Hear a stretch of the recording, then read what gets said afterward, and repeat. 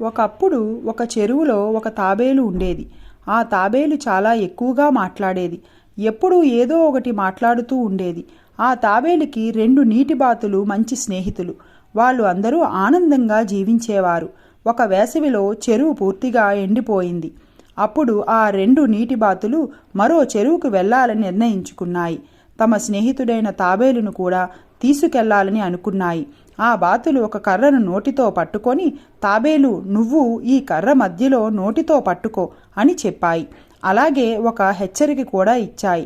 ఎగురుతున్నప్పుడు నోరు తెరవకూడదు. తాబేలు ఒప్పుకుంది.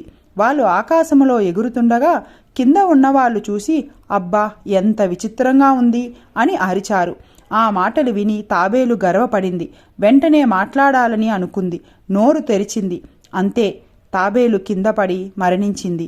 ఈ కథ ద్వారా మన పిల్లలకి మాట్లాడే ముందు ఆలోచించి మాట్లాడాలి అని, మన మాట మన జీవితమని కాపాడుతుంది అని చెప్పాలి.